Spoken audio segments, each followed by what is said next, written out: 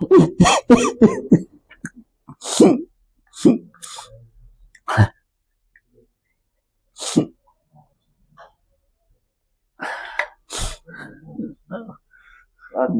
अतिशय दुःखद अशी ही घटना आहे. काय तुमचं? माननीय उपमुख्यमंत्री अजितदादा माझे मामे भाऊ, ते माझे आते भाऊ, मी त्यांचा मामे भाऊ. दादा तर माझं 11 वर्षाचं अंतर. पण ज्या खोलीत माझा जन्म झाला त्याच खोलीत त्यांचाही जन्म झाला. आणि मी स्वभावाने रागीट, ते थोडीशी स्वभावाने रागीट होते. पण तशा अर्थानं एक अत्यंत कार्यतत्पर आणि कुशल असं संघटक हा उपमुख्यमंत्री या नात्यानं आपल्या महाराष्ट्राला मिळाला होता. दादा गेल्यामुळं पवार कुटुंबियाची तर खूपच मोठी हानी झाली, परंतु आमच्या सर्व नातेवाईकांची सुद्धा प्रचंड मोठ्या प्रमाणावर हानी झाली. अजितदादा दुर्दैवानं कॉलेजला असताना त्यांचे वडील वारले. त्यावेळेस त्यांनी खूप कष्टातनं दिवस काढले. गायांचा गोठा होता, सगळी कामं त्यांनी केली, स्वतः केली.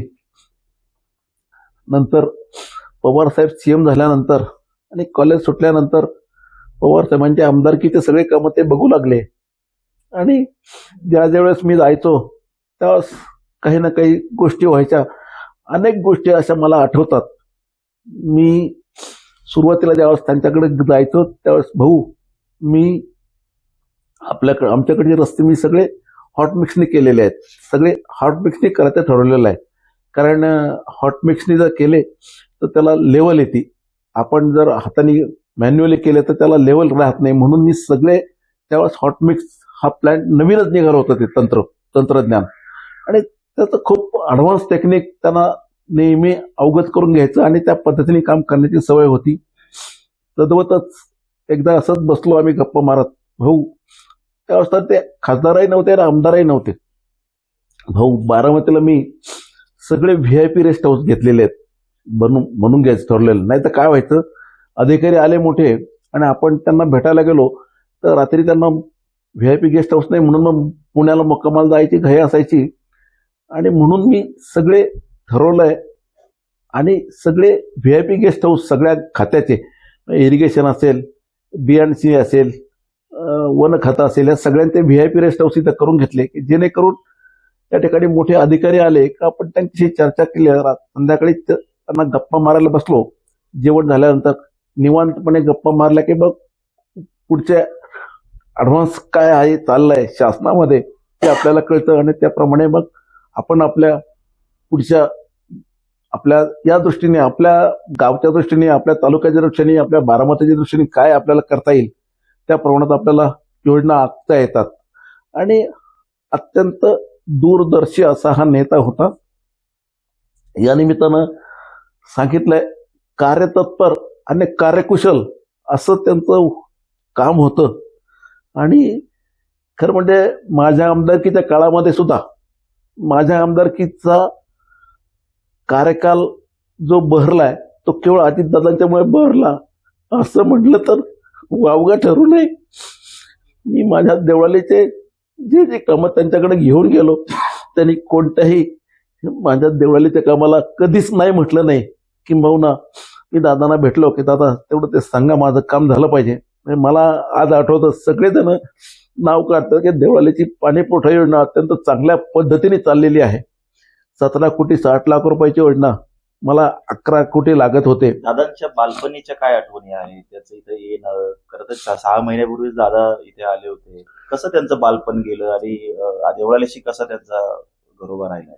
काय दादा त्यांचा मेळावा होता म्हणून इथे आले होते आणि माझं नुकतंच त्यावेळेस ऑपरेशन झालं आणि दादांना थोडंसं उशिरा कळल्यामुळे मी पुण्यात असूनही दादांना भेटता आलं नाही. दादांना उशिरा कळल्यामुळे त्यांची माझी भेट होऊ शकली नाही. तर बारामतीचे आपल्या राहुरीला जो मेळावा घेतला त्यांनी, त्या मेळाव्यात त्यांनी जाहीर केलं की माझ्या मोठ्या भावाचं ऑपरेशन झालंय, मला त्याला भेटता नाही आलं आणि म्हणून तुम्ही आता कोणी देवळालीला येऊ नका. मी आता त्या माझ्या मोठ्या भावाला भेटायला जाणार आहे आणि भेटून नंतर परत जाणार आहे.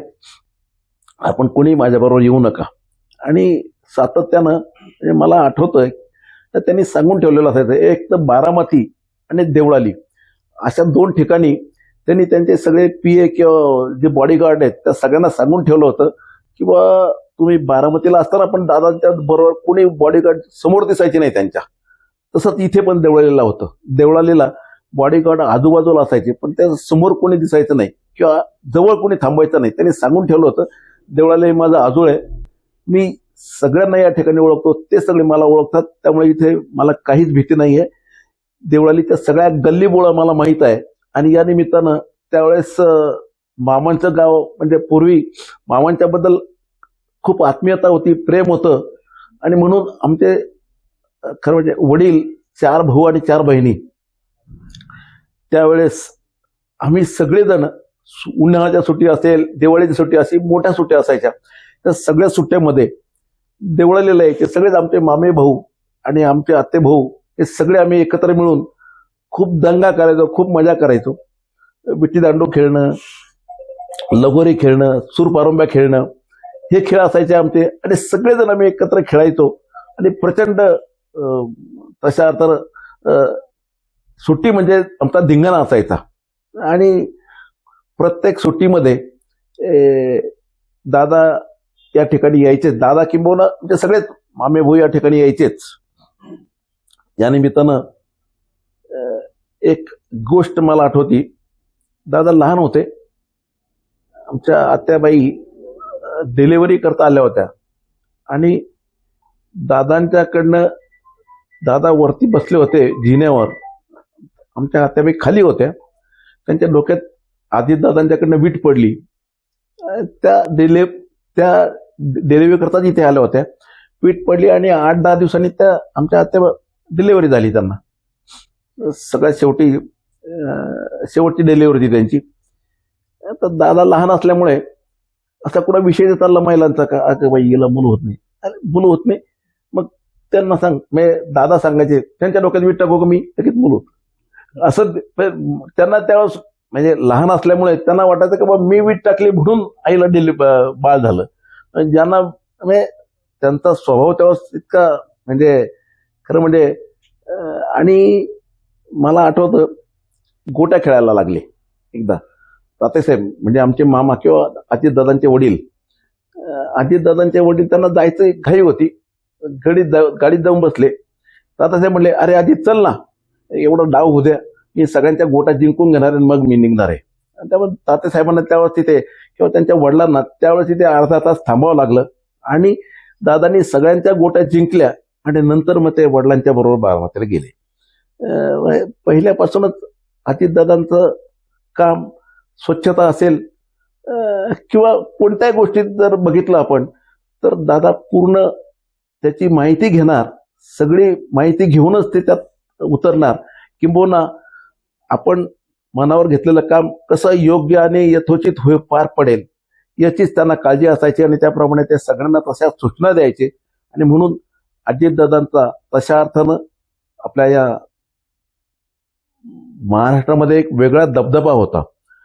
त्यांनी सांगितलेलं काम सगळे अधिकारी अत्यंत उत्कृष्टपणे करायचे आणि त्याचाच परिणाम म्हणून आपण बघतोय आज अजितदादांचे इतकं धाडसी, कर्तृत्ववान तशा अर्थानं नेतृत्व नाही असं म्हटलं तर वावगं ठरू नये.